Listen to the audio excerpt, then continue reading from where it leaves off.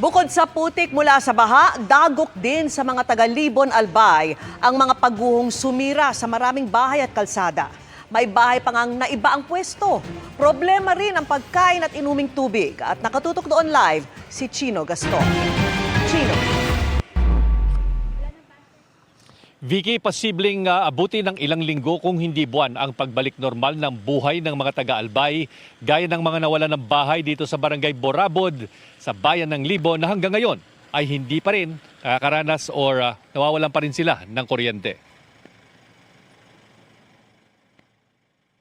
Nabagsakan ng malalaking tipak ng bato mula sa bundok ang halos 30 bahay rito sa Barangay Borabod. Mula Himpapawid, kita ang lawak ng gumuhong lupa noong kasagsagan ng Bagyong Christine. Isang residente ang hinahanap pa rin at pinaniniwalaang patay sa landslide. Si Vilma Rosal, isa sa mga nakaligtas nang lumabas ng bahay para tingnan ang mga pananim noong bagyo. Pagbalik niya, wala na sa dating pwesto ang bahay at 2 sasakyan na naiusod at natabunan ng pagguho. Sabi ko yung asawa ko nandun. Tapos salamat po sa Diyos, salamat po sa tao. At nailabas po nila yung opo. Ano po, pagkalabas nila, seconds lang daw po. Ayun, andyan na. Ang mga nawalan ng tirahan, inilipat na sa relocation site, di kalayuan sa mga nawasak nilang bahay. Di bababa sa 3 malalawak na landslide ang nakahambalang pa rin sa kalsada papunta sa mga coastal barangay. Ang ilang kalsada, uka na ang lupa sa ilalim.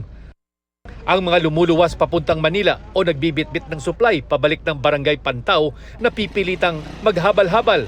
Pero kapag di na kaya ng motor, napipilitan na silang maglakad sa putikan.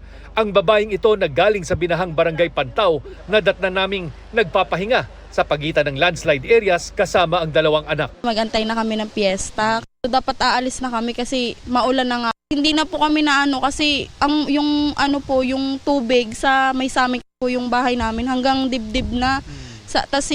Kanselado na daw po lahat ng biyahe. Binahari ng palengke ng barangay bagat humupa na. Ang iniwan nitong putik sinimula ng linisin ng mga residente. Sa Bonbon Elementary School naman, malinis na ang maraming silid pero puno pa rin ng putik ang mga daanan at sira ang mga computer at mga aklat.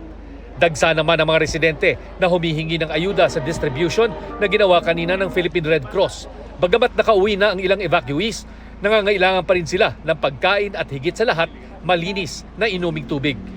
Tubig na inumin, yung nirarasyon galing sa Libon, walang mainom na tubig kasi lahat ng puso lubog. Pangit ang lasa, hindi pwede.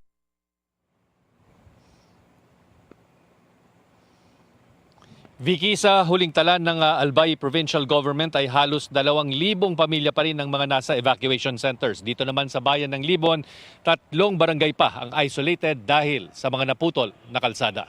Vicky. Maraming salamat sa iyo, Chino Gaston.